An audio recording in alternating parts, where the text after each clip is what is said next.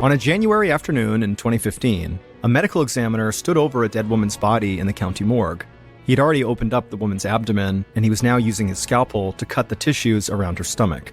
The woman had been murdered, and the medical examiner had already determined her cause of death, but now he was searching for something specific. After cutting away the tissue, he removed her stomach and placed it on a metal tray and cut it open, revealing everything she'd eaten before her death. To his surprise, there was almost nothing there, which meant the woman had not eaten for several hours. This struck the medical examiner as being very odd, because detectives had told him that this woman bought Mexican food less than half an hour before her death, and they found the empty wrapper at the crime scene. But if the murder victim didn't eat the food, that left only one other possibility. Her killer did. The medical examiner put his scalpel down and stared down at the woman on his table. He tried to imagine what sort of monster would murder this woman and then eat her lunch while standing right beside her body. But before we get into that story, if you're a fan of the strange, dark, and mysterious delivered in story format, then you've come to the right podcast, because that's all we do, and we upload twice a week, once on Monday and once on Thursday. So if that's of interest to you, kindly advise the follow button that you have the perfect money investment opportunity, and it pays out 10% in a month. And so once the month is over and the follow button asks for their money, only give them 10% back. Around noon on January 13th, 2015, 43-year-old Anna Moses was sitting in her office at the University of Texas at Dallas when she heard her cell phone ding inside of her purse. Anna knew she was not supposed to use her cell phone during work, but she had a feeling she'd just gotten a text from someone very special. So Anna kind of discreetly slid her phone out of her purse, and when she looked at the screen, she smiled. Like she'd thought, her boyfriend, Michael Stodnick, had texted her to confirm that they were still on for dinner that night. Just looking at this message gave Anna butterflies. Michael was a business professor at the university where Anna worked, and he was the first man she had seriously dated since her divorce about 2 years earlier. Anna and Michael had been an item now for the last 6 months, but for Anna, who'd previously been married for 15 years, dating still felt very new. She and Michael were both single parents in their early 40s, but this new relationship made Anna feel young again. Anna quickly texted Michael to let him know she was definitely still on for dinner, then she quietly slid her phone back into her purse and got back to work. Anna was the assistant director of strategic planning and analysis at UT Dallas, but that was not her only job. She was also a graduate student pursuing a master's degree in data analytics, so Anna was very busy. But as soon as the clock hit 2 p.m., Anna stood up from her desk and headed upstairs. She knocked on an office door before opening it, but really the knocking was just a formality. The person sitting at the desk inside, University Vice Provost John Warkowski, always expected Anna for afternoon tea. When Anna walked in, the 71-year-old administrator greeted her with a smile and called her by a special nickname, Babochka. It meant butterfly in Russian, and hearing it made Anna feel nostalgic for the country where she grew up. Anna sat down across from Dr. Warkowski, and right away he handed her a steaming cup of tea. Dr. Warkowski had wild gray hair, big glasses, and he always smelled like cigarettes. Anna was not particularly fond of the smell in his office, but she still felt very comfortable with him because over the past 2 years, she'd spent hours in this office confiding to him about her personal life. Dr. Warkowski knew things about Anna that most people simply didn't, like that she'd immigrated to the United States in 1998 just to marry her now ex-husband, Bob Moses. He and Anna had met in Russia when Bob was visiting as a tourist. Then they kept in touch through email for months until he finally asked her to marry him. Bob had been Anna's anchor in America, which made their divorce that much more painful for her. Anna and her ex, Bob, were still on very friendly terms, but at this point, Dr. Warkowski had really taken over the role of being Anna's rock now. That day, Anna and Dr. Warkowski's conversation centered around Anna's 20-year-old son, Igor, who was a student right there at UT Dallas. Anna said she was worried that she and her son might be growing apart. The previous weekend, Igor had driven the 15 miles from his dorm to her home in Frisco, Texas, as he usually did, but Igor had seemed quiet and distant all weekend. It made Anna worry that he had some problem that he didn't want to talk about. Dr. Warkowski sipped his tea, then told Anna she was a great mother and not to worry. Sometimes children, especially adult children, just need some space. He assured her that whatever was going on with him, Igor would eventually tell her when he was ready. Anna sighed and said, you're probably right. Then she finished her tea, gave the doctor a hug, and headed back downstairs to her office. A couple hours later, at around 5 p.m., Anna turned off her computer and grabbed her purse. It was cold outside, in the 30s, so near freezing, so Anna put on her coat and 2 scarves before waving goodbye to her coworkers and walking outside to the parking garage. She got inside of her blue Hyundai sedan and then headed into rush hour traffic.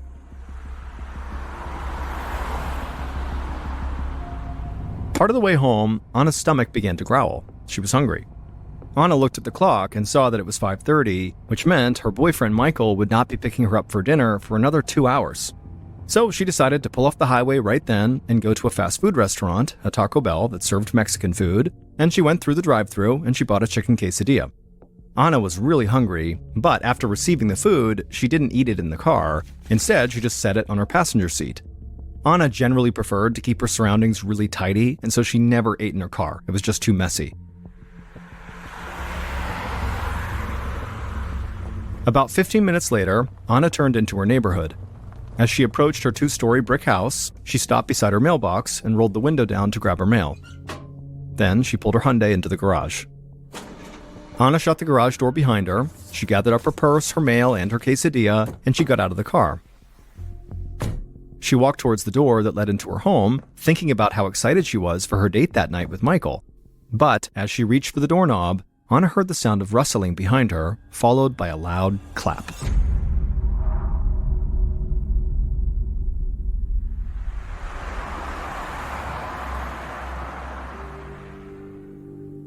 Just after 7:30 p.m. on the same day, Michael pulled up to Anna's house, and he noticed all the lights were off, as if Anna was not home. Michael was confused, but he got out of his car and knocked on Anna's front door.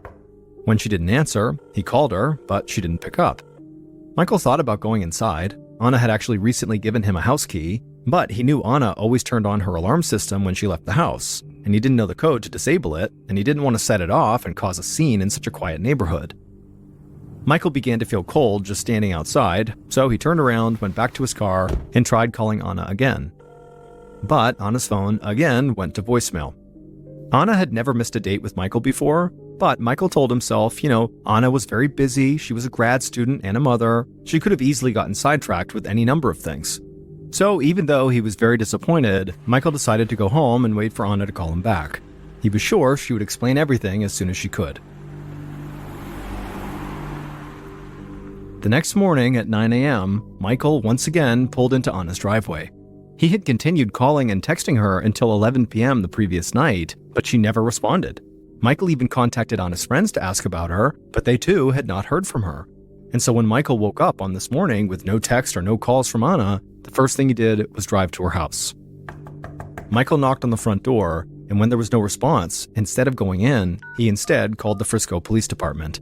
He told the dispatcher that he hadn't heard from his girlfriend since the previous afternoon when she was working at UT Dallas, and now he was at her house knocking on her door and she wasn't answering phone calls or text messages, and so he asked if somebody could come out to her house to make sure she was okay.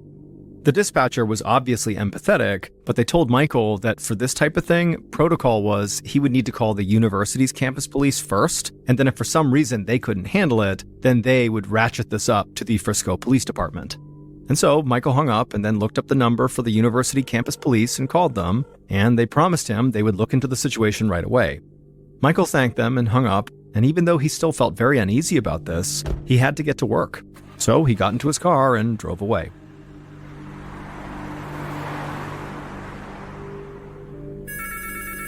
Less than an hour later, Frisco Police Sergeant Jay Ream received a call from the University of Texas Dallas campus police.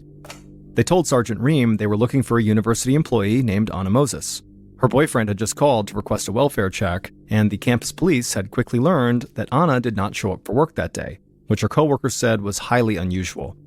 Because Anna was not actually living on campus, the university officer asked Ream if he could go check her home in Frisco. Ream said he was on it, and a few minutes later he was out the door, headed towards Anna's address.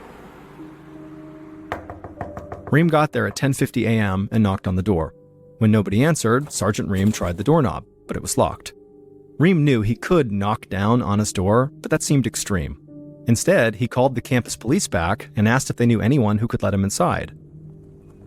Over an hour later, at 12:05 p.m., 2 cars pulled up outside of Anna's house. A campus police officer stepped out of one, and Anna's son, Igor, got out of the other. The university police had been able to find Igor on campus, and he told them he had a key and knew the alarm code to his mother's house. Igor nodded curtly at Sergeant Ream, then unlocked his mother's front door and walked inside and disabled the alarm. As Ream entered Anna's home, Igor walked past him and back outside. He did not seem concerned at all about his mother. He just said he'd be out in the car waiting for whenever they were done. Sergeant Ream thought Igor's behavior was strange, but he couldn't worry about that right now. Instead, he and the university police officer walked into Anna's foyer. The house was totally silent except for the officer's footsteps on the tile. They searched the first floor, but they didn't find any sign of Anna, and they were about to head upstairs when the sergeant remembered they should scope out the garage. Ream made his way to the door that led to the garage, and he opened it. And right away, even in the darkness, he could tell Anna's car was not parked inside, making the garage feel very empty. Then he flipped on the overhead light, and he gasped. Anna was lying on her back on the garage floor with blood coming out of her mouth, and there were bullet casings all around her. It was obvious just from looking at her that she was deceased. The university officer came over and looked into the garage too, and instantly brought a hand up to his mouth in shock. Neither of the officers had ever seen anything like this before. Frisco was an extremely safe community with very few violent crimes. It actually had been called one of the safest cities in the entire United States. But that only made Anna's apparent murder that much more shocking. Her quiet suburban home was now a crime scene. Even though he rarely worked homicide cases, Sergeant Ream knew the protocol. First, he and the university officer backed out of the garage and closed the door so they would not disturb any evidence. Then they checked the rest of Anna's home to make sure nobody else was there. Once they confirmed the house was empty, Ream called the Frisco Police Department for assistance.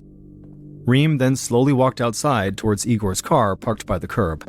As he got closer, Igor rolled down the window and looked at the sergeant without saying anything.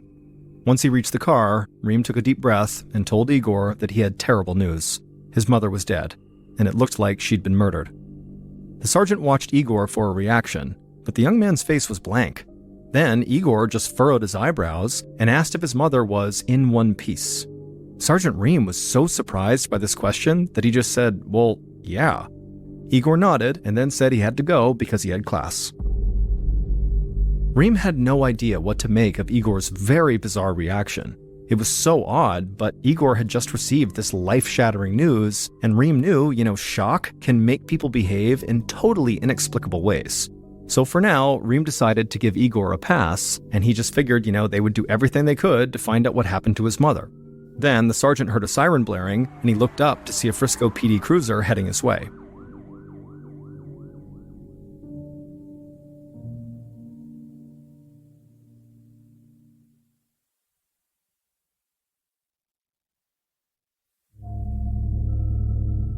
A few minutes later, Frisco detective Brian Schutte and Texas Ranger Reuben Mankin stood inside of Anna's garage.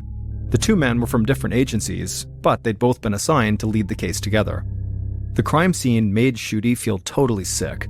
He was a very young detective, and this wasn't just the first time he'd be leading a murder investigation. This was his first murder case that he'd ever worked on. Detective Schutte squatted next to Anna's body. She was still wearing a heavy coat and 2 scarves, but he could see a bullet wound in her neck. And scattered on the floor around her were a few unopened envelopes, an empty Taco Bell wrapper, and a black purse. There were also a handful of bullet casings, which the detective identified as coming from a .22 caliber gun.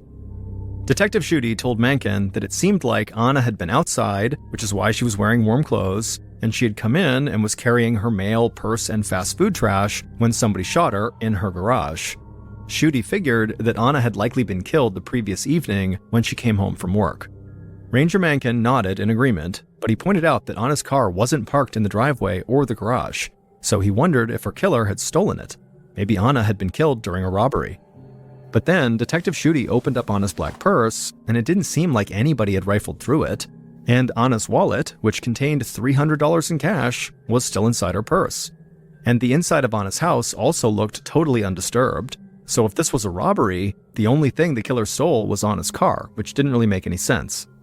Schutte told Mankin that he really wasn't sure about the robbery theory, it felt kind of weak, but the missing car did give them a good place to start.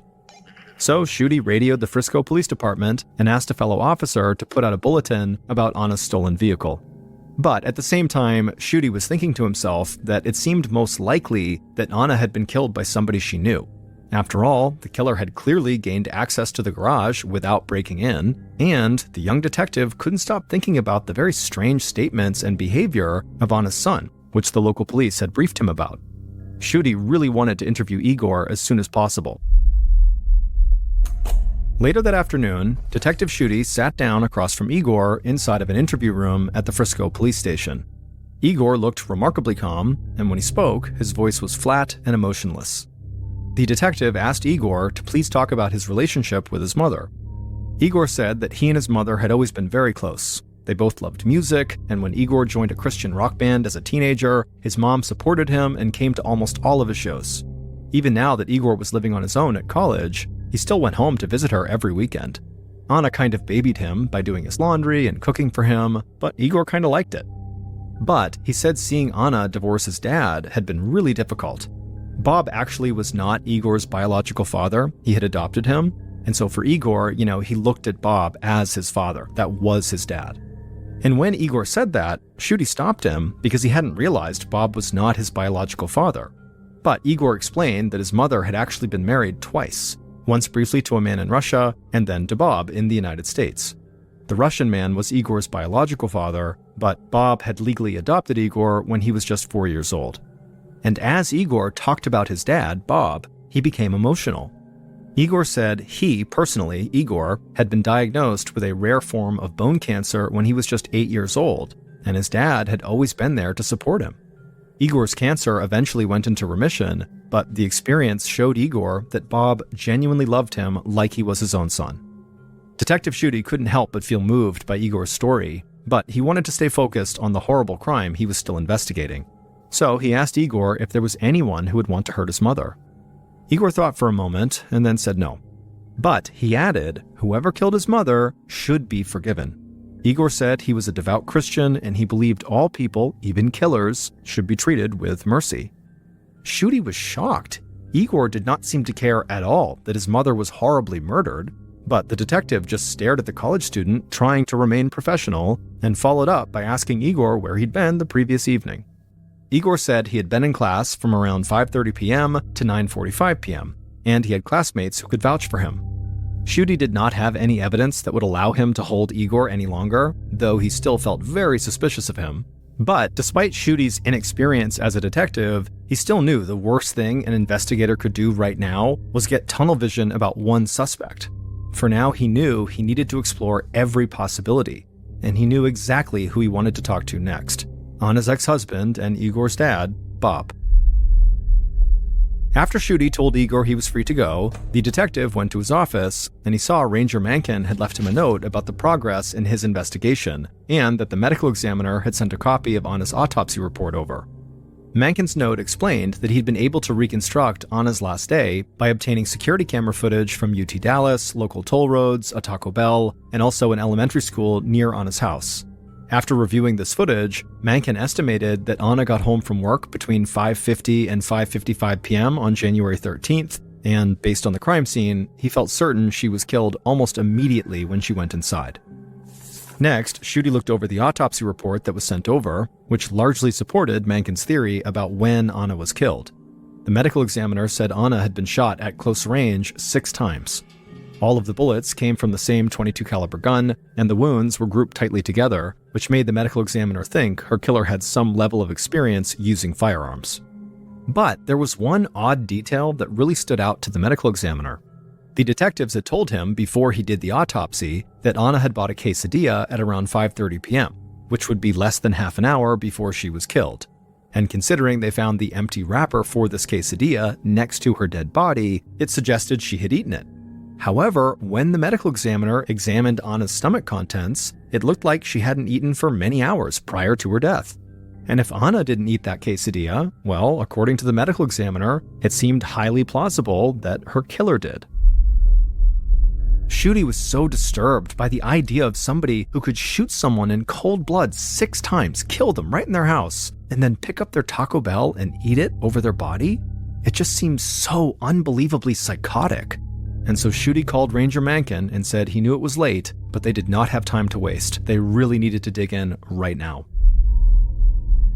So, shortly before midnight on Wednesday, January 14th, Schutte and Mencken knocked on the door of a medium-sized home in Frisco. This is where Bob had been living since his and Anna's divorce. He was renting a room and sharing the home with 3 other men. Bob answered the door. He was wearing pajamas and looked confused to see the police. He asked if everything was okay, and Detective Schutte just said no. They needed to speak with him about his ex-wife, but it would be better if they talked at the police station. But Bob didn't move right away. Instead, he stayed in his doorway and just kept asking, really, what's happening here? Can you tell me anything else? And finally, Detective Schutte said, I'm sorry, but unfortunately, your ex-wife is dead. As soon as he said it, Bob's face just fell, and he agreed to go with them to the station. Bob's interview began at 1 a.m., so it was now Thursday, January 15th. And it wasn't until Schutte, Mencken, and Bob were actually sitting in the interview room that they told Bob Anna was not just dead, she had been murdered. Bob looked horrified, and his first question was, is Igor okay? The police assured Bob that Igor was fine. Then Ranger Mencken asked Bob where he'd been on the evening of January 13th, the night that Anna was killed. Bob said he'd been home watching TV till about 7 p.m., and then he went out for dinner, and he said his 3 housemates could easily confirm his story. Bob admitted he owned 5 guns, 3 of which were .22 caliber, and he agreed to hand them all over to police for ballistics analysis. And when detectives asked him for a DNA sample, he gave them a swab without any hesitation. Ranger Mencken thanked Bob for his cooperation and told him he was free to go. After Bob was gone, both Mencken and Schutte agreed that Bob did seem honest and seemed genuinely distressed at his ex-wife's death, but they still needed to follow up on his alibi. However, it was super late, nearly 2 a.m., and so Schutte and Mencken decided to call it a day. But just then, Schutte's phone rang. A Frisco Police Department patrol officer told him that they had just found Anna's stolen car in a residential neighborhood a few blocks away from her house, and the patrol officer was pretty sure they could see blood inside. Schutte's heart started to race.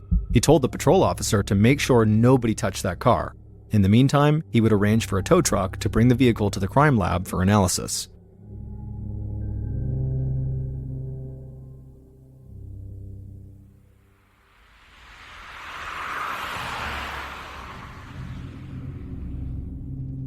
After a few hours of sleep, Schutte arrived at the Frisco Police Department crime lab early on Thursday morning. Anna's blue Hyundai sedan was there, and a technician was waiting to brief the detective on what they'd found. The technician said the vehicle was remarkably clean inside, except for a few things. There was an empty Red Bull energy can, there was a cigarette butt, and there were 2 small bloodstains, one on the right side of the driver's seat and one on the center console. Schutte was really excited at this news, and so he had the can, cigarette, and swabs of the blood sent off for DNA testing, along with the swab that Bob had given them during his interview. But Schutte knew it could take weeks to get these results back, so for now, he still had to continue with old-fashioned detective work. The most obvious person to interview next was Anna's boyfriend, Michael. He agreed to come in for an interview, and soon Schutte was sitting across from the business professor at the police station. Michael leaned forward and ran his hands through his short brown hair. He looked anxious, and before Schutte even began the interview, Michael asked if he should have a lawyer. The detective promised him this was all totally routine. Michael picked at his fingernails as he told Schutte that he and Anna had not been dating for very long, but their relationship had been moving in a good direction. He said a few days ago, on January 13th, he'd gone to Anna's house to pick her up just after 7:30, and he'd been confused by her absence. And now he was horrified to know Anna had been lying dead in her garage the entire time he was there. Once Michael began talking, he started to open up a bit more, but as soon as Schutte asked him for a DNA sample, he clammed up. Then he asked again about maybe getting a lawyer. The detective said that really wasn't necessary, but he would give Michael some time alone to decide whether he wanted to cooperate. Schutte left, but what Michael didn't know was that the detective could still see and hear Michael through a camera in the corner of the room. So Schutte watched as Michael began mumbling to himself. The detective could not make out all the words, but at one point, Michael asked himself, "Am I overreacting?" A few minutes later, the detectives went back in and asked Michael if he had made a decision. Michael said yes. He said he would give a sample of his DNA. Schutte smiled, and then he got the swab from Michael and told him he was free to go. Then Schutte sent this newest DNA sample to be tested against the other items from Anna's car. While they waited for the DNA results, Detective Schutte and Ranger Mencken interviewed some of Anna's friends and co-workers. And quickly, the investigators soon learned that Bob and Michael were not the only men in Anna's life. Anna's friends pointed detectives towards a man named Jerry Caspel, a poet who they said had a deep spiritual bond with Anna. Her co-workers also mentioned a vice provost at UT Dallas named Dr. John Warkowski, who seemed to be Anna's mentor. Detective Schutte contacted Jerry first, and when he arrived for his interview, he was totally overwrought and on the brink of tears. He told the detective that Anna was his muse, and without her, he didn't know if he'd ever be able to write poetry again. Schutte narrowed his eyes at Jerry's very melodramatic display, but he let him keep talking. Jerry explained that he met Anna at a public speaking course a few years back, and they'd bonded over their love of art. They often went to the opera together, and Anna would read and edit Jerry's poems. He'd published 2 books of poetry and dedicated them both to her. Schutte thought this connection sounded very intense, so he asked Jerry what Anna's boyfriend thought about them being so close, and Jerry looked surprised. He said he didn't even know Anna had a boyfriend. But regardless, he insisted their relationship was not romantic, it was purely spiritual. The detective found the whole tale pretty hard to believe. He asked Jerry if he owned any firearms, and Jerry said yes, he had a .22 caliber handgun. But he quickly agreed to let the police analyze it, and he also gave them a DNA sample. Next, Schutte asked where Jerry was around 6 p.m. on January 13th. Jerry said he was driving home from work on a Dallas toll road that was very far away from Anna's home, and the toll records would certainly reflect that. Schutte thanked Jerry, and as soon as the poet left, Schutte just shook his head. It did not seem like Jerry was a viable suspect. So he called the next man on his list. A few days later, Detective Schutte began to interview Dr. John Warkowski. The university administrator explained that he met Anna through work, and they grew very close during her divorce. Then, Dr. Warkowski said something surprising. He told the detective that he and Anna once had an affair. Schutte stared at the man, who was 70 years old, making him 27 years older than Anna. Dr. Warkowski said he knew that he and Anna seemed like an unlikely pair, but it really was true. He said Anna wanted to have a relationship with him, and he had to cut it off because of their age difference. It just seemed totally inappropriate. But they still remained close friends, and so Dr. Warkowski knew very intimate details about her life, like how she struggled emotionally and financially after her divorce. Dr. Warkowski said he considered it his privilege to help Anna with money. In fact, in the 2 years since her divorce, he'd wired her a total of $46,000 US. Dr. Warkowski insisted this money was given as a gift with no strings attached, but Schutte was not convinced. He wondered if maybe, during one of their intimate conversations, Anna had learned something about the administrator that he wanted to keep hidden. What if those gifts were actually hush money payments? Or maybe he was paying Anna for sex, and she was threatening to expose him.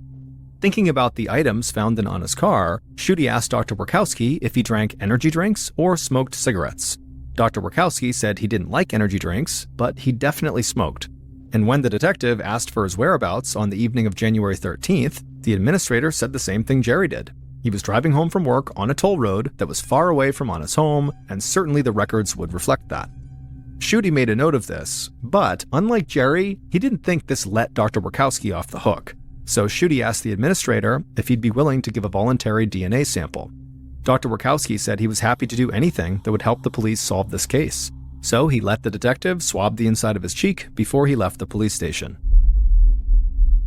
At this point, Detective Schutte felt like he had 5 strong suspects: Anna's son, Igor, her ex-husband, Bob, and her boyfriend, Michael, plus the poet Jerry, and the university administrator, Dr. John Warkowski.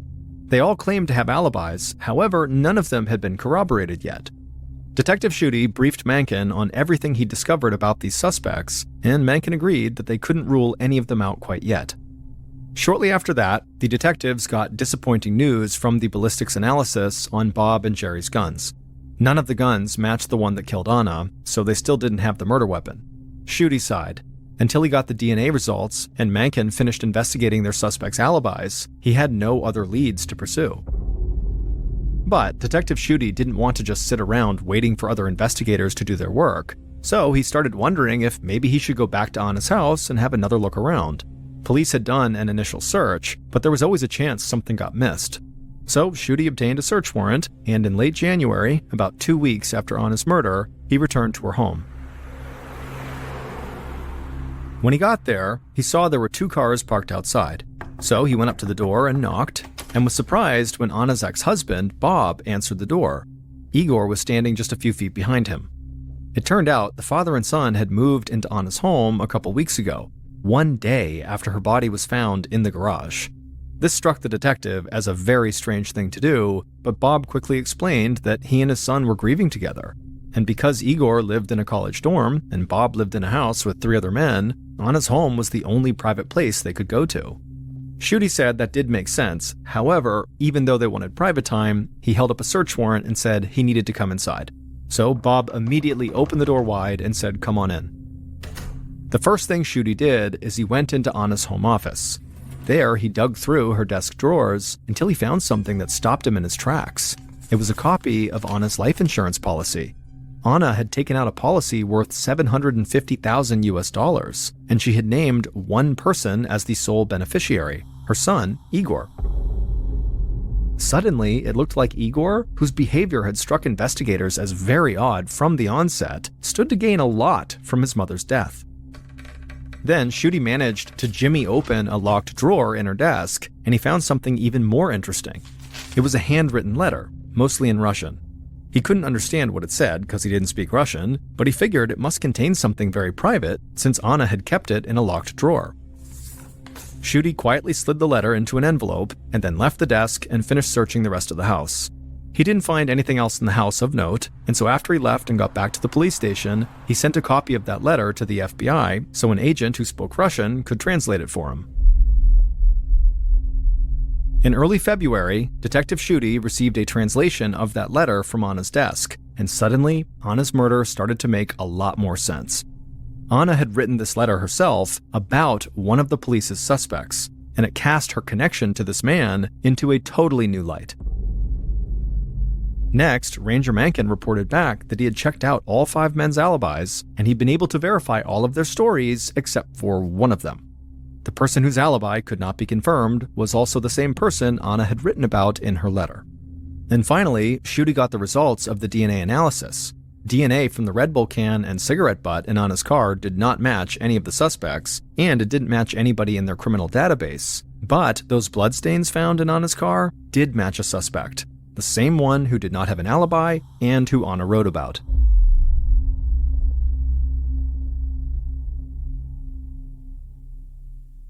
And so, based on this evidence, along with further investigation into this primary suspect, here is a reconstruction of what police believe happened to Anna Moses when she returned home from work on January 13th, 2015.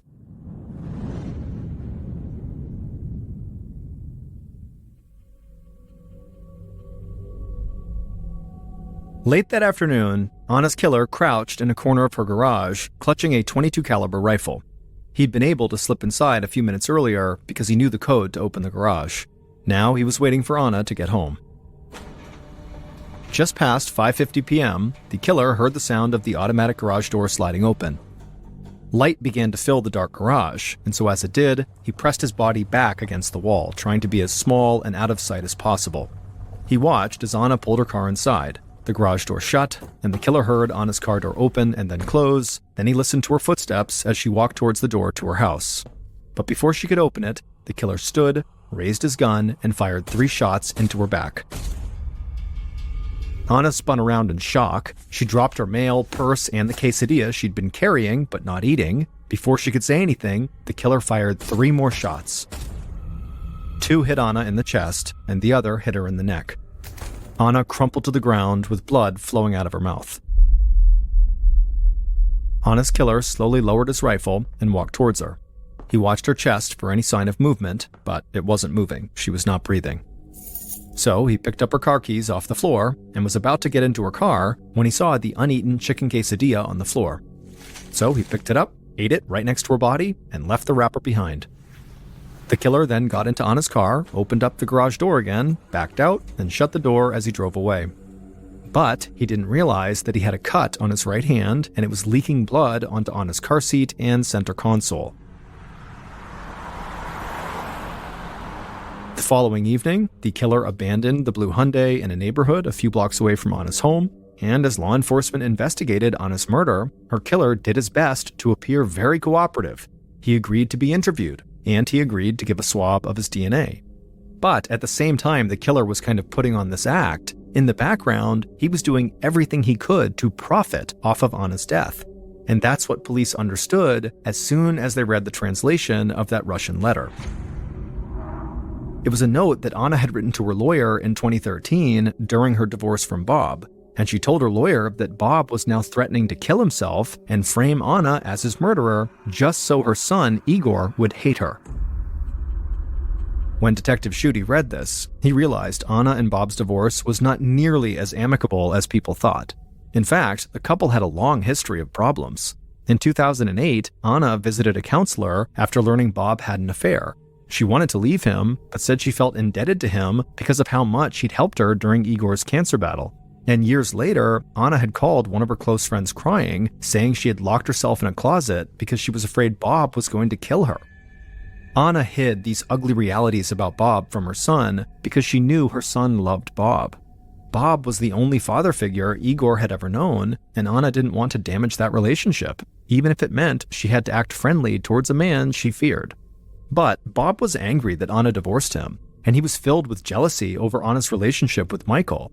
Adding to Bob's bitterness, Anna got total ownership of the large 2-story house they used to share. Bob claimed that at the time Anna was killed, he was at home watching TV, but his housemates told police they did not remember him being home at that time. And while none of Bob's guns matched the murder weapon, he was a military veteran with experience using guns. And so police believe Bob must have taken apart the murder weapon and hid or destroyed the pieces. And if police had any doubts that Bob was the killer, well, the DNA evidence totally erased those doubts. It was clearly Bob's blood inside of Anna's car, likely from a cut on Bob's right hand that he had bandaged by the time he met with police. On February 26, 2015, Detective Schutte and Ranger Mencken arrested Bob at Anna's home. Bob maintained his innocence and pleaded not guilty at his trial. Bob's defense argued that there were too many unanswered questions in Anna's murder, like whose DNA was on the Red Bull can and the cigarette butt found in Anna's car. But the prosecution argued that Bob may have planted this evidence just to confuse investigators. In the end, a jury found Bob guilty of murder, and a judge sentenced him to life in prison. Bob would appeal his conviction in 2018, but an appeals court upheld the jury's original ruling, and to this day, Bob remains incarcerated. A teenager named Reggie was serving a life sentence inside one of the most dangerous prisons in the United States. From the time he got there, Reggie tried to keep his head down in order to avoid trouble, but at some point, he upset a man that was known as the Devil. And when you upset the Devil, you're doomed. But Reggie wasn't prepared to just roll over and die, and so he devised a plan to save himself. What happened next was so shocking that it made international headlines. But before we get into today's story, if you're a fan of the strange, dark, and mysterious delivered in story format, then you've come to the right podcast because that's all we do, and we upload twice a week, once on Monday and once on Thursday. So, if that's of interest to you, please invite the 5-star review button to your barbecue, where you only serve enormous portions of food on flimsy paper plates. Also, please subscribe to the MrBallen Podcast wherever you listen to podcasts so you don't miss any of our weekly uploads. Reggie Cole was just a child when his family moved from Louisiana to an area of Los Angeles, California called South Central. When the Coles arrived in 1985, South Central, which had a population of 500,000 people, was seeing a huge uptick in gang violence and drug dealing. But by the time Reggie, the youngest of the 5 Cole children, had turned 10 years old, the family had managed to move from an apartment on 98th Street in one of the most dangerous areas of South Central to 71st Street, one of the few somewhat safe neighborhoods in the area. They lived in a small tan bungalow that had a neat front yard that was bordered by rose bushes and shaded by palm and eucalyptus trees. Reggie's mother was a deeply religious woman. She made sure all of her children attended the local Missionary Baptist church every Sunday. She was also strict and told her 2 daughters and 3 sons that they had to be inside the house every night before the streetlights came on. Reggie's stepfather, who had raised the Cole kids as if they were his own, worked in an aluminum factory. He was from a small town in Louisiana, and in their new South Central neighborhood, he became known for his soul food. On Sundays, the Cole children always looked forward to a big meal of red beans, rice, black-eyed peas, and collards. But for one of the Cole children, the middle son named Kenny, home was not on 71st Street. For him, home was the old neighborhood where the family had lived on 98th Street, where Kenny was part of a violent gang called 9 Deuce Hoover Crips. And when Kenny was 15 and Reggie was 10, Kenny was killed in that old neighborhood in a drive-by shooting. His killer was never caught. Reggie was devastated. Always small and skinny, he had idolized his older brother, and Kenny had always protected Reggie from neighborhood bullies. For a while after the murder of his brother, Reggie continued to do well in school. He got good marks in junior high and joined his other brother as an usher in church on Sundays, and he kept up with school social events, playing basketball and attending his junior high prom. But by the time Reggie was 2 years into high school, all that had changed. Reggie, who had inherited his deceased brother's friends and gang affiliations from the old neighborhood, was gradually sinking deeper and deeper into gang life. Because of his goofy attitude, Reggie became known to his brother's friends as Gumby. Although he still lived at home with his mom, Reggie had moved out of her house and into a shed in her backyard. His family called him Reggie, but now he preferred his street name, Gumby. And he'd started dressing down, which meant wearing the oversized jogging suits and sports apparel and expensive sneakers that marked him as a gang member. Then, in his senior year, he dropped out of high school, and at the same time, his mom and stepfather separated. Once he was out of school, Reggie spent all of his time on the streets, or in his shed, where the walls were covered with gang graffiti and where he now grew 2 marijuana plants right outside the shed door. The gulf between Reggie's life and that of his siblings and mother also continued to grow. One of Reggie's older sisters was a bus driver and a choir director at the Missionary Baptist Church. His other sister had just enrolled in college, and Reggie's older brother was a hospital equipment operator. Reggie's brother-in-law had offered him work in his plumbing business, but Reggie wasn't interested. He always drifted back to his gang in the old neighborhood. So it was a huge disappointment to his mom, but not exactly unexpected, when Reggie, at the age of 16, had his first arrest after failing to stop for a police officer, and his second arrest later that same year for getting caught carrying a weapon. A year after that, in 1993, when Reggie was 17, the homicide rate in South Central had skyrocketed to the point where 7 people were being killed there every week. And Reggie was at ground zero for all of that street violence, selling crack at motels along the Figueroa corridor. Running 30 miles north and south through the city, Figueroa is one of the longest streets in Los Angeles, and today it has the highest arrest rate in the city for prostitution. Finally, in 1995, when Reggie was 19, his gang affiliations and his criminal behavior caught up with him. On August 1st of that year, Reggie was found guilty of fatally shooting a man who was standing outside of a known prostitution house on Figueroa Street. Reggie was sentenced to life in prison without parole. Immediately after the sentence was read, Reggie was placed in a holding cell at a county supermax facility in South Central until a prison transport bus could take him to his new home 3.5 hours away in Imperial County. That new home was Calipatria State Prison, one of the most violent maximum security prisons in the California correctional system. A few days later, on the day Reggie was set to leave for Calipatria, he was thin and lanky, standing at almost 6 feet tall, but weighing just 140 pounds. He was also still wearing the orange jumpsuit he'd been wearing in county jail. Only now, as he climbed onto the prison transport bus in leg and ankle chains, the orange suit marked him as a brand new prisoner, or fresh fish, in the eyes of the level 4 offenders he would be spending the rest of his life with in Calipatria. As the bus headed east from the county jail in Los Angeles and crossed from the heart of the city into the desert, Reggie began to realize just how bad his situation really was.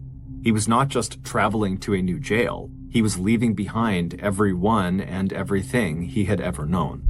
About 3 hours later, while looking out the window of the bus, Reggie got his first glimpse of Calipatria Prison off in the distance. Its sprawling 325-acre complex of fences, towers, exercise pens, and 2-story cell blocks sat in the middle of more than 1,200 acres of sandy, desolate no-man's land. As Reggie sat there staring, he suddenly realized he was soaked with sweat, despite the fact that the bus was running its air conditioning on full blast. But Reggie had no idea how comfortable that bus ride was relative to where he was going. In Calipatria prison, when inmates were sent outside to the asphalt-covered exercise yard, there was almost no shade, and temperatures routinely reached 100 degrees Fahrenheit. And in the height of summer, temperatures could reach as high as 118 degrees Fahrenheit. And winters in Calipatria were actually just as bad as the summers, but for the opposite reason. During those months, temperatures would plunge well below freezing at night. As the bus rambled down the road, getting closer and closer to Calipatria, Reggie started to smell the cow manure from the cattle feedlots they were passing by. Reggie bent his head down toward his shackled hands to try to cover his nose, not realizing that there was absolutely no getting away from that smell. It would literally permeate every inch of his new home. Finally, the bus reached the prison. Before entering the prison grounds, the bus had to pass through a heavily guarded and fortified opening in a 13-foot-high electric fence topped with razor wire that outlined the perimeter of the maximum security area of Calipatria. The purpose of this fence, which had enough voltage in it to instantly kill anyone who touched it, was to cut down on prison escapes, and to allow correctional officers, who were outnumbered more than 50 to 1 by prisoners, to move from guarding the perimeter to patrolling the inside of the prison. However, this shift in manpower had done very little to stop the violence inside the prison. There was hardly anyone in California, including Reggie, who hadn't heard news reports about the horrible attack that had happened in Calipatria 3 months earlier. 5 inmates armed with homemade knives stabbed and beat 8 prison guards. None of the guards died, but the incident sent shockwaves through the state. After passing through the perimeter fence, Reggie's bus continued on towards the main prison. As they got closer, Reggie suddenly felt scared and wished the bus ride could go on for a little bit longer so he wouldn't have to get off.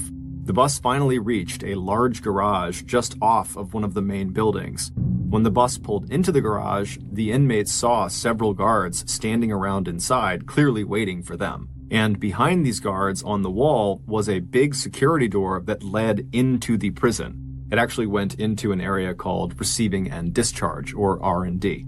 R&D is where new inmates are cataloged, inventoried, and booked into the prison system and their specific prison facility. The bus driver pulled into the designated parking spot in the garage and then came to a complete stop.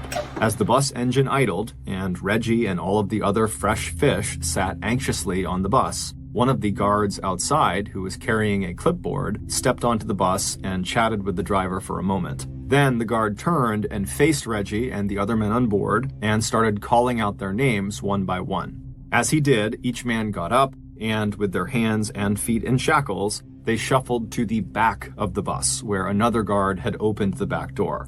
There, they would walk down 2 steps to the garage floor. The guard at the back of the bus would then yell at them to make their way over to the door that led into R&D, and there, standing outside that door, were several more guards, all armed with pepper spray and batons, who would pat each man down and search them. After the men were searched, they were motioned to walk through the door into R&D. Although the chains and shackles he was wearing had already drilled into Reggie the fact that his life was now totally changed, he was still not prepared for the shock he felt when he finally stepped through the R&D door and was actually inside the prison. Inside, a guard watched every move Reggie made, and security glass and wire separated Reggie from the men and women who processed his paperwork. What little he had brought with him was about to be inventoried and put into a storage compartment. His only possessions going forward would be the items that prison officials would give him over the next several hours. After stepping into a big windowless room, he was told to take off his clothes, and then a guard with gloves on did the first of hundreds of strip searches that would become a routine part of Reggie's life. Then he was handed his prison-issue clothing and told to get dressed. After he was given his inmate ID card that he would keep with him at all times. Reggie was also given 2 blankets, 2 sheets, a washcloth, a pillowcase, soap, toothpaste, and a toothbrush. After leaving R&D, Reggie was walked to his cell. In Calipatria, the cell blocks were all 2 stories high, with each cell door facing out toward a common area that the guards patrolled. Unlike what most people imagine when they think of jail cells, these cells did not have bars with lots of openings to look through. The cell walls were concrete, with no windows, and the doors were heavy sheet metal with only 2 small vertical slits that were windows that they could look through out into the common area. Inside of Calipatria, every sound reverberated off of the concrete and metal, meaning it was always noisy and extremely difficult to sleep. As Reggie was led by the guard to his cell, the awful sounds echoing all around of people yelling and banging on things were so distracting and awful that his initial impulse was just to run away to somewhere that was quiet. But, of course, as soon as he had that impulse, he remembered that he'll never be able to do that, ever. This was his reality. When Reggie finally entered his single-person cell and heard the door shut behind him, he felt himself relax just a little bit. He looked around his tiny room and saw a metal sink and a toilet as well as a bunk bed. And as he looked at the bunk bed, it took him a second to process that there was another person laying on it. Although Calipatria had only opened 3 years earlier in 1992, by the time Reggie arrived, it was already completely overcrowded, which is why single-person cells like this one now held 2 people. The man laying in the bottom bunk stared at Reggie. Reggie looked away. He knew better than to try to be friends with this man.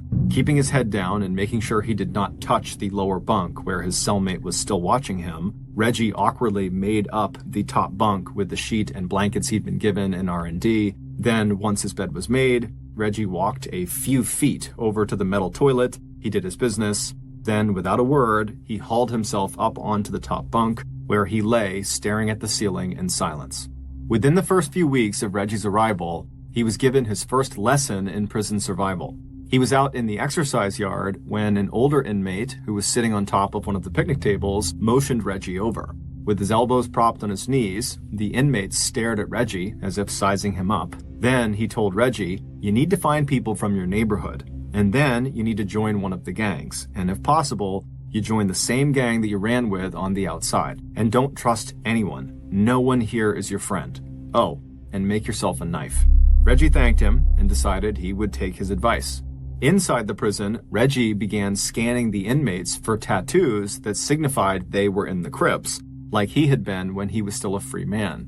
Outside in the yard, Reggie continued to scan the inmates, but he kept to the perimeter where he couldn't be seen as disrespecting anyone or invading their space. Reggie also always carried a homemade knife, which was a toothbrush he had filed down against the concrete. But before Reggie was invited to join a gang, which would offer him protection, he was challenged. Reggie had been making his usual perimeter walk out in the yard when a bigger inmate and a few of his crew walked over and stood in front of Reggie, blocking his path. Then the main guy started muscling Reggie against the fence. Reggie already knew what happened to fresh fish who did not stand up to the first sign of any kind of disrespect or aggression. In fact, he'd seen it over and over again right in his own cell. His cellmate, the same one who had been laying on the bottom bunk when Reggie first arrived, had made the mistake of thinking a few visitors to their cell, men neither of them knew, were there as friends. His cellmate had welcomed them inside and shook hands with them, while Reggie had remained on the top bunk and pretended to be asleep. The men who had come inside immediately grabbed Reggie's cellmate, threw him on the ground, and raped him. When they were done, they left without touching Reggie. Because Reggie's cellmate had not fought back during this first assault, these men would come back many more times, and each time Reggie would be forced to listen to it while he lay still and silent in his top bunk. And like most of the inmate-on-inmate attacks at this prison, the rapes went unreported. Even if a guard took a charge like that seriously, the consequences of snitching on another inmate were much worse than any punishment a correctional guard could deal out. So, out in the yard, as Reggie found himself being muscled against the fence by this big guy, the thought of his cellmate being raped over and over again ran through Reggie's mind. He knew he had to stand up for himself. So Reggie reached into his waistband, he grabbed his homemade knife, and he stabbed the bigger inmate in the side. His aim was not to deliver a wound that would kill, or be so serious that the guards would have to investigate, but to use his weapon for defense and intimidation.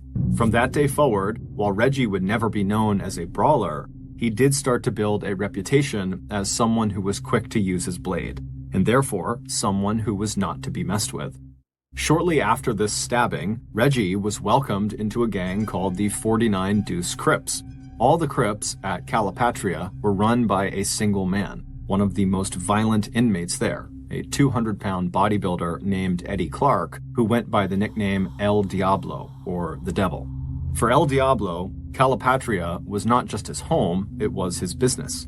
Calipatria was known as a money prison, where drugs were just as pervasive as unchecked violence. Reggie had seen dozens of inmates smuggle crack and heroin around the prison. They would put the drugs inside balloons before inserting them into their bodies, a practice that was extremely risky because the balloon could break or disintegrate once it was inside of them.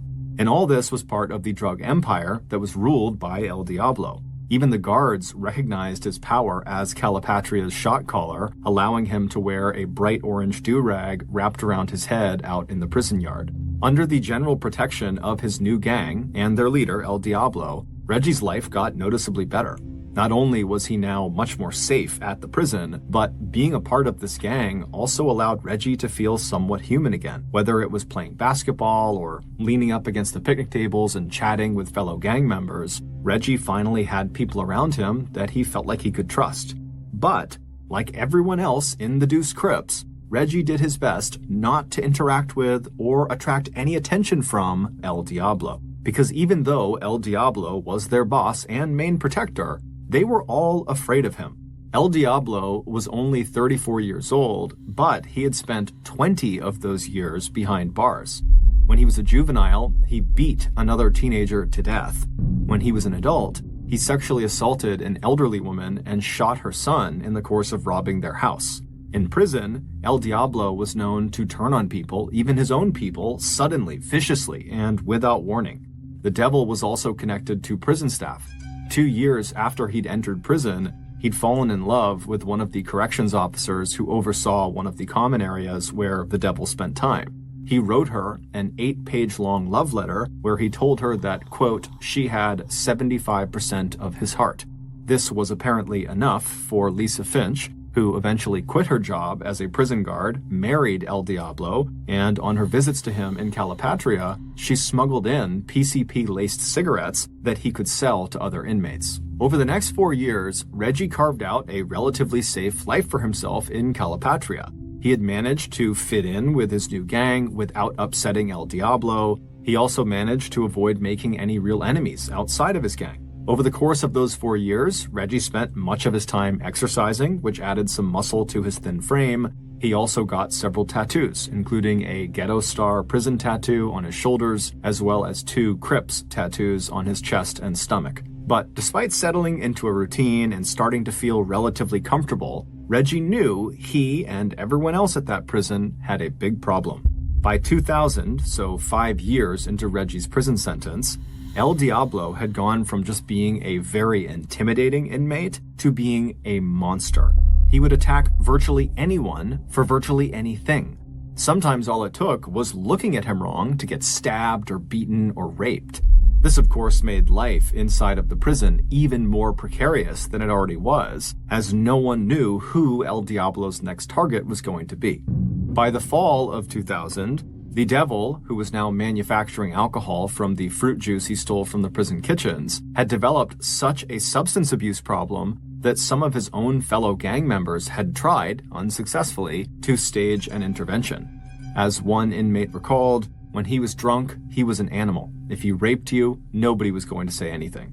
But it would turn out that out of all the violent and dangerous offenders in Calipatria who might have stood up to El Diablo and challenged his authority, it would be Reggie, one of the least ruthless inmates who would finally do it. In late October of that year, an inmate using a slingshot fired a homemade dart at one of the corrections officers out in the prison yard. The dart missed and stuck into a gatepost instead. Immediately, the guards ordered all the inmates to lay on the ground so they could do a weapons check to see who had thrown the dart.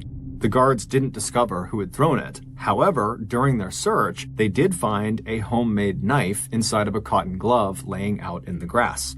The guards didn't know this, but the knife belonged to El Diablo's cellmate, who was one of El Diablo's most trusted lieutenants. And so as the guards picked up the knife and began asking whose it was, every inmate in the yard knew El Diablo was going to do something to protect his cellmate from getting caught. El Diablo's eyes traveled across the yard and came to a stop on Reggie Cole, who just happened to be out on work assignment painting one of the prison walls that faced into the yard. Reggie was already serving a life sentence without parole, so adding a weapons charge wouldn't actually change his sentence. Paintbrush in hand, Reggie held his breath, but even with his eyes down, he could feel El Diablo's sudden attention and the silence that filled the yard. Reggie looked up and saw the devil staring right at him. Then El Diablo made a single motion with his hand, pointing to the knife in the corrections officer's hand. He might as well have shouted his order. "You, Reggie, you take the blame for this." For just a moment, Reggie's mind went blank. Then he saw in his mind what would happen if he agreed to do this for the devil. He might be sent to solitary confinement. He might have his family visitation rights revoked. And he would be publicly submitting to another inmate, which would make him look weak. And if he agreed to submit this one time, then he'd likely spend the rest of his life at Calipatria under the thumb of other inmates. So with El Diablo staring at him expectantly, Reggie paused and then said the words that changed the course of his and El Diablo's life. "No, not my knife," Reggie said. The silence that followed this statement was deafening. Even the corrections officers looked stunned. Reggie did not look at El Diablo, but both men knew at that moment Reggie was now a marked man. El Diablo would make sure that Reggie paid the highest price possible for refusing this direct order. Over the next 4 weeks, Reggie expected to be attacked by El Diablo or one of his henchmen at any moment. As the nights grew colder, Reggie would lie in his bunk, sleepless, thinking about his options. The way he saw it, there were only 4 of them. He could submit to El Diablo and do whatever he wanted to pay for his insubordination. He could snitch on El Diablo to the guards. He could kill El Diablo, or he could be killed by El Diablo. Reggie obsessed over these 4 choices. He'd pace around the perimeter of the exercise yard, keeping a very wide berth around El Diablo, weighing out the pros and cons of each action. Finally, Reggie made up his mind. He didn't know exactly how it was going to happen, but he knew he'd be ready when the time was right. It all happened on the morning of November 28th, 2000, roughly 1 month after Reggie had refused to take the blame for the knife. That day, Reggie was walking around the perimeter of the exercise yard when he noticed the devil walking toward him. The devil wasn't even trying to sneak up on Reggie. It seemed like he wanted Reggie to know that he was about to get attacked. Reggie stopped and just watched the devil as he got closer, not really sure what he should do. When the devil was finally right in front of him, he didn't say anything. He just reached out and grabbed Reggie's shoulder with his left hand, and then with his right, he drove a knife into Reggie's side. Not far enough to be a lethal blow, but enough to send a very painful message that Reggie's days were numbered. As he pulled the knife out of Reggie, El Diablo leaned forward and whispered into Reggie's ear, "You are my bitch." And then he chucked the knife onto the grass and casually walked away. Reggie pressed his hand over his wound, he gritted his teeth, and he walked in the opposite direction of El Diablo over towards the fence. There was nothing anyone could do for him. The guards made no sign of having even noticed the attack, and even if they had, Reggie, like other victims of El Diablo's violence, would have lied. About 15 minutes later, a bell sounded, signaling the exercise period was over. The guards and inmates knew the drill. The inmates would line up and be searched for weapons or contraband before they were allowed to re-enter the cell blocks. El Diablo was ahead of Reggie in the line. Reggie, hiding his stab wound under the waistband of his pants, stood there quietly, clutching a 6-inch-long knife that he had dug out of its hiding place near the fence just minutes after he had been attacked by El Diablo. A corrections officer ordered El Diablo to turn around while he was still in line and to stretch out his arms so he could be searched. The devil did this, and as he was turned around, he stared menacingly at Reggie. On the devil's right forearm, there was a tattoo of a hand gripping a sword. On his right ribcage was a self-portrait of El Diablo slitting a man's throat. Looking up and finally meeting El Diablo's eyes, Reggie suddenly leapt over the crouched prison guard who was between them searching El Diablo, and Reggie drove the point of his homemade knife directly into the front of El Diablo's throat. El Diablo, still staring at Reggie, but now with a look of terror on his face, staggered backwards and off to the side. The blade had gone straight through his voice box, and blood was now pouring out of that 1-inch hole in the center of his neck. Reggie immediately threw himself to the ground, putting his hands behind his back. As he laid there looking up at the stunned El Diablo, Reggie knew the wound he had just inflicted was fatal. As everyone else in the yard also got down on the ground and guards started firing off their cans of pepper spray, Reggie told one of the nearby guards, "I know what I did. I know what I did." By the time the doctor arrived 30 minutes later, El Diablo was dead. By late that afternoon, Reggie had been placed into solitary confinement.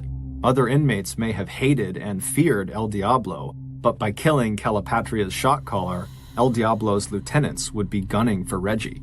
Not only that, Reggie now faced another murder charge. If he was convicted, the only punishment left was the death penalty. And no one contested the fact that Reggie had committed this murder. There had been dozens of eyewitnesses, including prison guards, who had seen Reggie fatally stab El Diablo. Also, there was security camera footage, and there was Reggie's own confession, one that he never tried to recant. Instead, Reggie actually went on record saying that he felt bad for killing El Diablo because El Diablo was a human being who had a family that was going to hurt when they heard the news. But Reggie also insisted that he murdered El Diablo in self-defense. If a judge accepted this, the first-degree murder charge would be dropped to manslaughter and Reggie would escape the death penalty, but he would still face 10 years in solitary confinement. Both outcomes seemed so grim that even to Reggie, hiring a lawyer and preparing a defense seemed both hopeless and pointless. When Reggie was handed a list of county-approved attorneys, he looked at it, but none of the names meant anything to him. However, it would turn out that Reggie's random choice of a lawyer named Christopher Plord would be the second most important decision of his life, right after his decision to kill El Diablo. Because over the course of the next 3 years, his lawyer, Christopher Plord, dressed in his crumpled suits and peering out from behind his wire-rimmed glasses, would make a huge discovery about Reggie that would change everything. And the way Christopher made that discovery was by digging into the murder case that had landed Reggie in Calipatria in the first place. 6 years before the murder of El Diablo, late on the night of Monday, March 28, 1994, 2 LAPD homicide detectives arrived at the scene of a murder. It was right outside of a known house of prostitution on Figueroa Street, the street in South Central that Reggie used to spend a lot of his time on. The victim was a 29-year-old man named Felipe Gonzalez Angeles. He was found lying on the ground with a gunshot wound in his back. The police located the prostitution house manager, a pimp named John Jones, who also became their star eyewitness. According to John, who saw the attack from the second-floor window of the house, he said Felipe showed up to the house that night in a car with 2 other men. Felipe had gotten out, he had walked up to the door and knocked loudly. When one of John's staff members had opened the door, Felipe had asked to see a specific prostitute, but he was told she was busy. So Felipe turned around and started walking back toward the car where his other 2 friends were. But before he could get to the car, 3 teenagers, 2 of which had guns, appeared out of the darkness and demanded Felipe give them his money. They also yelled at Felipe's 2 friends who were in the car to do the same thing. But Felipe and his friends didn't speak English and just stood there seeming confused. At which point, the teenagers just started shooting at Felipe and his friends in the car. Felipe got hit in the back as he tried to flee, and his friends, they sped off in the car. The teenagers turned and ran down an alley, but before they disappeared, John said he noticed one of them was limping. John figured in the chaos, this teen had gotten accidentally shot in the leg by his own friend or even by himself, potentially. A few weeks after the murder, a tip from police working a different crime altogether would lead those 2 LAPD detectives who arrived at Felipe's murder scene to Reggie Cole and his friend and fellow Crip, Obie Anthony, who were both in jail at the time on charges of suspected carjacking. One of the 2 detectives brought Reggie into an interrogation room, and during the questioning, the detective examined Reggie's legs, and very quickly, he found a gunshot wound. Based on the presence of this gunshot wound on Reggie's leg and the eyewitness testimony of the pimp, John Jones, Reggie and Obie were both found guilty of murdering Felipe Angeles, and they both were sentenced to life in prison without parole. But looking at that case 6 years later, with his client, Reggie, in solitary confinement facing yet another murder charge, all Christopher Plord saw were some very big cracks in the LAPD investigation. Over the next 3 years, Christopher unearthed forensic evidence showing that the bullet that killed Felipe had not been fired from street level, but rather from above, maybe even from the roof or from John Jones's own apartment window. There were no fingerprints at the crime scene that matched Reggie's or Obie's, and no witness could ever identify Reggie as the shooter. John Jones himself had retracted his own testimony, saying that he had told the cops what they wanted to hear in exchange for a lighter sentence when it came to his own crime of running a prostitution house. But by far, the most surprising and damning discovery Christopher made about Reggie's case had to do with the wound on Reggie's leg. It was indeed a gunshot wound. However, it was not anywhere near recent.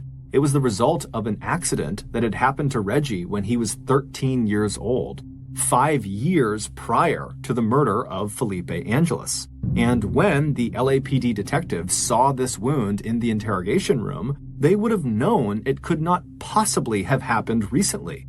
It was just a big scar. And Reggie clearly wasn't affected by it. He was not limping at all. In addition to the extremely flimsy case against Reggie for that murder charge, another factor that enhanced the likelihood that Reggie was innocent was Reggie's own behavior after getting convicted. In Calipatria, where violence was power and inmates proudly talked about being killers, Reggie was one of the only inmates who insisted he was not a killer, that he was innocent of his crime. And whenever he wasn't in his cell or working or exercising in the yard, he was spending hours in the prison law library researching wrongful convictions. In February 2008, after Reggie had spent 14 years in prison, 8 of those years in solitary confinement, his lawyer, Christopher Plord, took Reggie's original murder case back to court. And this time, the judge decided that Reggie was innocent, that he had been wrongfully convicted. Following that decision, the state prosecutor agreed to drop the capital murder charge against Reggie in the death of El Diablo. Instead, he reduced the charge to 10 years in solitary confinement for manslaughter, agreeing that in killing El Diablo, Reggie had acted in self-defense. By the time that ruling came down, Reggie had already spent 8 years in solitary, which were counted towards his 10-year solitary sentence. So, 2 long years later, on May 15th, 2009, Reggie Cole finished his solitary confinement sentence and walked out of Calipatria State Prison. He was a free man once again. But Reggie was hardly a happy man. Wrongfully imprisoned for a murder he did not commit, Reggie was only cleared and made free again because of a murder he did commit, and this haunts him. After Reggie's friend, Obie Anthony, was also determined to have been wrongfully convicted, he too was released. In October 2012, the city of Los Angeles paid $8.3 million to Obie Anthony, and in January 2017, it paid $5.2 million to Reggie Cole. Thank you for listening to the MrBallen Podcast. If you got something out of this episode and you haven't done this already, please invite the 5-star review button to your barbecue, where you only serve enormous portions of food on flimsy paper plates. Also, please subscribe to the MrBallen Podcast on Spotify, Apple Podcasts, Amazon, Google, and anywhere else you get your podcasts. This podcast airs every Monday and Thursday morning, but in the meantime, you can always watch one of the hundreds of stories I have posted on my YouTube channel, which is just called MrBallen. If you want to get in touch with me, please follow me on any major social media platform and then send me a direct message. My username is just @MrBallen, and I really do read the majority of my DMs. Lastly, we have some really cool merchandise, so head on over to shopmrballen.com to have a look. So that's going to do it. I really appreciate your support. Until next time, see ya.